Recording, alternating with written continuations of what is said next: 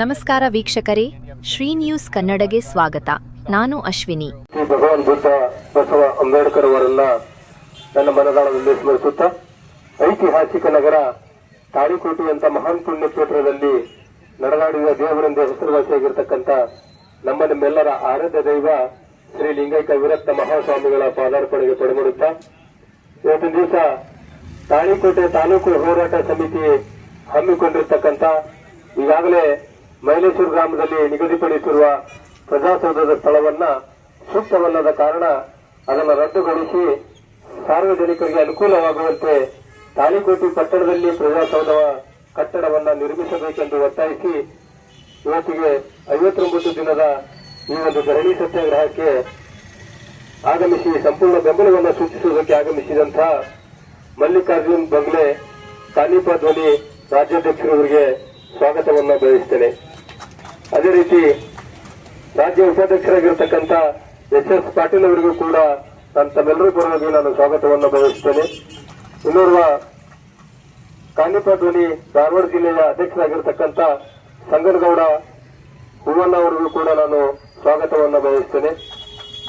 ಅದೇ ರೀತಿ ಕಾನಿಪ ಧ್ವನಿ ಜಿಲ್ಲಾ ಪ್ರಧಾನ ಕಾರ್ಯದರ್ಶಿಯಾಗಿರ್ತಕ್ಕಂಥ ಡಾಕ್ಟರ್ ಚಂದು ಜಾಧವ್ ಅವರಿಗೂ ಕೂಡ ನಾನು ಸ್ವಾಗತವನ್ನು ಬಯಸುತ್ತೇನೆ. ಜಿಲ್ಲಾ ಉಪಾಧ್ಯಕ್ಷರಾಗಿರ್ತಕ್ಕಂಥ ಸಿದ್ದು ಕಲ್ಲೂರು ಅವರಿಗೂ ಕೂಡ ನಾನು ಸ್ವಾಗತವನ್ನು ಬಯಸುತ್ತೇನೆ. ಅದೇ ರೀತಿ ತಾಳಿಕೋಟೆ ತಾಲೂಕು ಹೋರಾಟ ಸಮಿತಿಯ ಉಪಾಧ್ಯಕ್ಷರಾಗಿರ್ತಕ್ಕಂಥ ಮುತ್ತಪ್ಪ ಚಮಲಾಪುರ ಅವರಿಗೂ ಹಾಗೂ ಕಾಶಿನಾಥ್ ಮುರಾಳಸರ್ ಅವರಿಗೂ ಹಾಗೂ ಕಶೆಟ್ಟೇಶ್ವರ್ ಅವರಿಗೂ ಹಾಗೂ ರವಿ ಕಟ್ಟಿಮನಿ ಅವರಿಗೂ ಸುರೇಶ್ ಕುಮಾರ್ ಹಜೇರ್ ಅವರಿಗೂ ಕಳಗುಸರ್ ಅಂಗ್ರೇಜ್ ಅವರಿಗೂ ಎಲ್ಲರಿಗೂ ಕೂಡ ನಾನು ಮತ್ತೊಮ್ಮೆ ಈ ಒಂದು ವೇದಿಕೆಗೆ ಸ್ವಾಗತವನ್ನು ಬಯಸುತ್ತೇನೆ.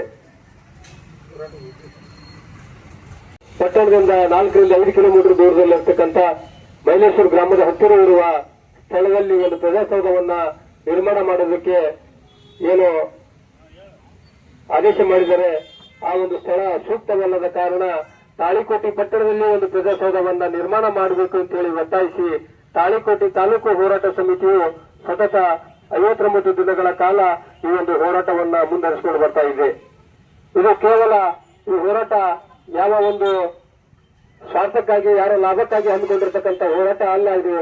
ಇದು ತಾಳಿಕೋಟೆಯ ಸಮಸ್ತ ನಾಗರಿಕ ಬಂಧುಗಳಿಗೆ, ರೈತರಿಗೆ, ಅಂಗವಿಕಲರಿಗೆ, ಮಹಿಳೆಯರಿಗೆ, ವೃದ್ಧರಿಗೆ ಮತ್ತು ವಿದ್ಯಾರ್ಥಿನಿಯರಿಗೆ ಅನುಕೂಲವಾಗುವಂತೆ ಇವತ್ತು ದೂರದಲ್ಲಿರ್ತಕ್ಕಂಥ ಪ್ರಜಾಸೌಧ ನಿರ್ಮಾಣವಾದರೆ ಅಲ್ಲಿ ನಿಗದಿಪಡಿಸತಕ್ಕಂಥ ಸ್ಥಳದಲ್ಲಿ ಯಾವ ಜನಗಳ ಸಂಪರ್ಕವಿರೋದಿಲ್ಲ, ಯಾವ ಅಭಿವೃದ್ಧಿಯ ಪ್ರದೇಶವಾಗಿರೋದಿಲ್ಲ, ಬಸ್ಸಿನ ವ್ಯವಸ್ಥೆ ಕೂಡ ಇರೋದಿಲ್ಲ, ನಿರ್ಜನ ಪ್ರದೇಶ ಅದು ಅರಣ್ಯ ಪ್ರದೇಶವಾಗಿರೋದ್ರಿಂದ ಯಾವ ವಾಹನದ ವ್ಯವಸ್ಥೆ ಕೂಡ ಇರೋದಿಲ್ಲ. ಇವತ್ತು ಮಹಿಳೆಯರಿಗೆ ಮತ್ತು ವಿದ್ಯಾರ್ಥಿನಿಯರಿಗೆ ಒಂದು ಭದ್ರತೆಯಾದಂತಹ ಒಂದು ಸ್ಥಳವಲ್ಲದ ಕಾರಣ ತಾಳಿಕೋಟೆ ಪಟ್ಟಣದಲ್ಲಿ ಒಂದು ಪ್ರಜಾಸೌಧವನ್ನ ನಿರ್ಮಾಣ ಮಾಡಿ ತಾಳಿಕೋಟೆ ತಾಲೂಕಿನ ಜನತೆಗೆ ಒಂದು ಅನುಕೂಲವಾಗಲಿ ಅಂತೇಳಿ ಹೋರಾಟವನ್ನು ಹಮ್ಮಿಕೊಂಡಿದ್ದು ಇವತ್ತಿನವರೆಗೂ ಸತತ 59 ದಿನಗಳಾದರೂ ಕೂಡ ಸಂಬಂಧಪಟ್ಟಂತ ಅಧಿಕಾರಿಗಳಾಗಲಿ, ಶಾಸಕರಾಗಲಿ, ಜಿಲ್ಲಾ ಉಸ್ತುವಾರಿ ಸಚಿವರಾಗಲಿ ಇದುವರೆಗೂ ಒಂದು ಹೋರಾಟಕ್ಕೆ ಸ್ಪಂದಿಸದೇ ಇರುವುದು ಇಡೀ ತಾಲೂಕಿನ ಜನತೆಗೆ ಒಂದು ನೋವನ್ನು ತಂದಿದೆ. ಯಾಕಂದ್ರೆ ಇವತ್ತು ಕೇವಲ ತಾಳಿಕೋಟೆ ತಾಲೂಕು ಹೋರಾಟ ಸಮಿತಿ ಮಾತ್ರ ಈ ಒಂದು ಹೋರಾಟವನ್ನು ಹಮ್ಮಿಕೊಂಡಿಲ್ಲ. ಇವತ್ತು 59 ದಿನಗಳ ಕಾಲ ತಾಳಿಕೋಟೆಯ ತಮ್ಮದೇ ಆದಂತಹ ಒಂದು ಘನತೆ ಗೌರವವನ್ನು ಹೊಂದಿರತಕ್ಕಂಥ ಎಲ್ಲ ಸಮುದಾಯದ ಹಿರಿಯ ಮುಖಂಡರುಗಳು ಪ್ರತಿದಿನ ಬೆಳಗ್ಗೆ 11 ಗಂಟೆಯಿಂದ ಸಾಯಂಕಾಲ 5 ಗಂಟೆವರೆಗೂ ಕೂಡ ಈ ಒಂದು ಹೋರಾಟದಲ್ಲಿ ಕೇವಲ ಬೆಂಬಲವನ್ನ ನಾವು ಶಕ್ತಿಯಾಗಿ ನಿಲ್ತೇವೆ ಅಂತ ಪ್ರತಿದಿನ ಬಂದು ಅವರು ಕೂಡ ಒಂದು ಬೆಂಬಲವನ್ನ ನೀಡಿದರ ಜೊತೆಗೆ ತಾಳಿಕೋಟೆ ತಾಲೂಕಿನ ಎಲ್ಲ ಸುಮಾರು 15 ರಿಂದ 25 ಗ್ರಾಮದ ಎಲ್ಲ ಸಮುದಾಯದ ಹಿರಿಯ ಮುಖಂಡರುಗಳು ಈ ಒಂದು ಹೋರಾಟಕ್ಕೆ ಬೆಂಬಲವನ್ನು ಸೂಚಿಸುತ್ತಿದ್ದಾರೆ. ಮುಂದಿನ ದಿನಮಾನಗಳಲ್ಲೂ ಕೂಡ ಪ್ರತಿಯೊಂದು ಹಳ್ಳಿಯ ಎಲ್ಲ ಮುಖಂಡರುಗಳು ಕೂಡ ನಾವು ನಿಮ್ಮ ಹೋರಾಟಕ್ಕೆ ನಾವು ಬೆಂಬಲವಾಗಿ ನಿಲ್ತೇವೆ. ಎಲ್ಲಿವರೆಗೆ ಈ ತಾಳಿಕೋಟೆ ತಾಲೂಕಿನ ಜನತೆಗೆ ನ್ಯಾಯ ಸಿಗುತ್ತೋ, ಎಲ್ಲಿವರೆಗೆ ಈ ಒಂದು ತಾಳಿಕೋಟೆ ತಾಲೂಕು ಹೋರಾಟ ಸಮಿತಿಗೆ ಜಯ ಸಿಗುತ್ತೋ, ಎಲ್ಲಿವರೆಗೂ ತಾಳಿಕೋಟೆ ಪಟ್ಟಣದಲ್ಲಿ ಒಂದು ಪ್ರಜಾಸೌಧ ನಿರ್ಮಾಣವಾಗುತ್ತೋ ಅಲ್ಲಿವರೆಗೂ ಈ ಹೋರಾಟವನ್ನ ಕೈ ಬಿಡಬೇಡಿ, ನಿಮ್ ಜೊತೆಗಿದೀವಿ ಅಂತಕ್ಕಂಥ ಭರವಸೆ ಕೂಡ ಅವರು ಕೊಟ್ಟಿದ್ದಾರೆ. ಅದೇ ರೀತಿ ಇವತ್ತು ತಾಳಿಕೋಟೆ ತಾಲೂಕು ಹೋರಾಟ ಸಮಿತಿಗೆ ಸಂಪೂರ್ಣ ಬೆಂಬಲವನ್ನ ಸೂಚಿಸಿ ಈ ಒಂದು ಹೋರಾಟಕ್ಕೆ ಶಕ್ತಿಯಾಗಿ ನಿಲ್ತೇವೆ ಅಂತ ಕಾನಿಪ ಧ್ವನಿ ಇವರ ಸಂಘದ ಎಲ್ಲ ಪದಾಧಿಕಾರಿಗಳು ಕೂಡ ಆಗಮಿಸಿ ಈ ಹೋರಾಟಕ್ಕೆ ಒಂದು ಶಕ್ತಿಯಾಗಿ ನಿಲ್ತಾ ಇದ್ದಾರೆ. ಅವ್ರಿಗೆಲ್ಲರಿಗೂ ಕೂಡ ನಾನು ಮತ್ತೊಮ್ಮೆ ತುಂಬ ಹೃದಯದ ಸ್ವಾಗತವನ್ನು ಬಯಸಿ ನನ್ನೊಂದೆರಡು ಮಾತುಗಳನ್ನ ಮುಗಿಸ್ತಾ ಇದ್ದೀನಿ. ಜೈ ಹಿಂದ್, ಜೈ ಭೀಮ್. ಸಮಿತಿಯ ಪ್ರತಿಯೊಬ್ಬ ಮುಖಂಡರಿಗೆ ನಮನಗಳನ್ನು ಸಲ್ಲಿಸುತ್ತಾ, ಯಾಕಂದ್ರೆ ನಿಮ್ಮ ಅತ್ಯಮೂಲ್ಯ ಸಮಯವನ್ನು ಇಡೀ ಒಂದು ತಾಲೂಕಿನ ಅಭಿವೃದ್ಧಿ ಹಾಗೂ ಒಂದು ಶ್ರೇಯಸ್ಸಿಗಾಗಿ ನಿಮ್ಮ ಎಲ್ಲ ಕೆಲಸ ಕಾರ್ಯಗಳನ್ನು ಬದಿಗೊತ್ತಿ ಇವತ್ತೇನು ಹೋರಾಟಕ್ಕೆ ನಿಂತಿದ್ದೀರಾ, ಈ ಒಂದು ಇದಕ್ಕೆ ನಮ್ಮ ಪತ್ರಕರ್ತರ ಪರವಾಗಿ ನಿಮಗೆ ತುಂಬ ಹೃದಯದ ಧನ್ಯವಾದಗಳು ತಿಳಿಸ್ತಾ ಇದ್ದೇನೆ. ಈಗಾಗಲೇ 59 ದಿನ ಕಳೆದಿದೆ ಹೋರಾಟಕ್ಕೆ. ನಾಳೆಗೆ ದ್ವೈಮಾಸಿಕ 2 ತಿಂಗಳು ಕಳೀತಾ ಬಂದಿದೆ. ನಿಜ, ಇವತ್ತು ಅಧಿಕಾರಿಗಳಲ್ಲಿ ನಾನು ಕೇಳ್ಕೊಳ್ಳೋದಿಷ್ಟೇ, ಅಕಸ್ಮಾತ್ ನಿಮ್ಮ ಮನೆಯಲ್ಲಿ ಮಕ್ಕಳಿರ್ಬೋದು, ಇಲ್ಲ ನಿಮ್ಮ ತಂದೆ ತಾಯಿ ಹಳ್ಳಿಗಾಡಿಯಿಂದ ಬಂದವರು ಇರ್ಬೋದು, ವೃದ್ಧರಿರ್ಬೋದು, 5 ಕಿಲೋಮೀಟರ್ ದೂರ ಹೋಗಿ ಅವ್ರು ತಮ್ಮ ಕೆಲಸ ಮಾಡ್ಕೋಬೇಕಂದ್ರೆ ಎಷ್ಟು ಕಷ್ಟ ಇರ್ತದೆ ಸ್ವಾಮಿ. ಕನಿಷ್ಠ ಇಷ್ಟು ತಿಳುವಳಿಕೆ ನಿಮಗೆ ಅಧಿಕಾರಿಗಳಿಗಿಲ್ಲ ಅಂದ್ರೆ ಯಾಕೆ ನೀವು ಅಧಿಕಾರಿಗಳಾಗಿ ಸಾರ್ಥಕ ಏನಂತ ನಾನು ಈ ಸಂದರ್ಭದಲ್ಲಿ ಕೇಳ್ತೀನಿ. ಇವತ್ತು ಶಾಸಕರಾದವರು ಜನರ ಹಿತಕ್ಕಾಗಿ ನೀವು ಕೆಲಸ ಮಾಡಬೇಕಾದಂತ ಕರ್ತವ್ಯ ನಿಮಗೆ.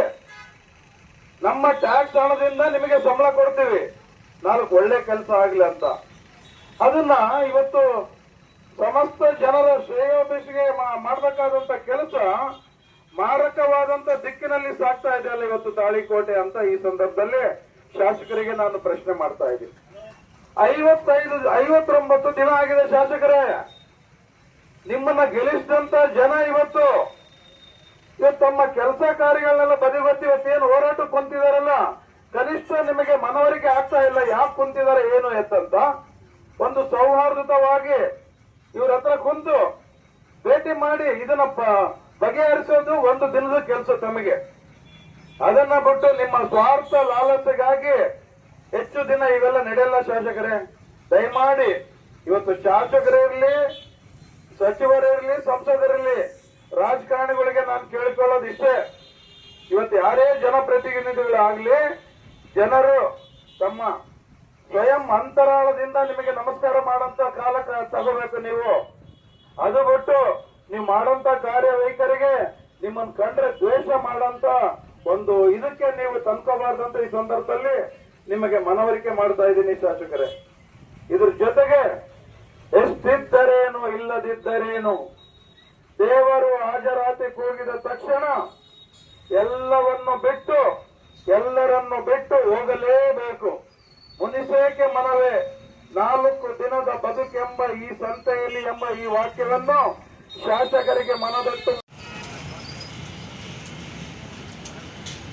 ನಾಡಿನ ಸಮಸ್ತ ಜನತೆಗೆ ಶರಣಾರ್ಥಿಗಳನ್ನು ಹೇಳುತ್ತಾ, ಇವತ್ತಿನ ದಿವಸ ಬಿಜಾಪುರ ಜಿಲ್ಲೆಯ ತಾಳಿಕೋಟೆ ತಾಲೂಕಾ ಹೋರಾಟ ಸಮಿತಿ ವತಿಯಿಂದ ಏನು ಈ ಪ್ರಜಾಸೌಧವನ್ನು ನಿರ್ಮಾಣ ಮಾಡಲಿಕ್ಕೆ ಏನು ಸ್ಥಳೀಯ ಮಧ್ಯಭಾಗದಲ್ಲಿ ಆಗಬೇಕಂತ ಏನು ಹೋರಾಟವನ್ನು ಹಮ್ಮಿಕೊಂಡಿದ್ದಾರೆ. ಈ ಹೋರಾಟ ಸಮಿತಿಯವರಿಗೆ ಬೆಂಬಲ ಸೂಚಿಸಲಿಕ್ಕೆ ಬಂದಂತ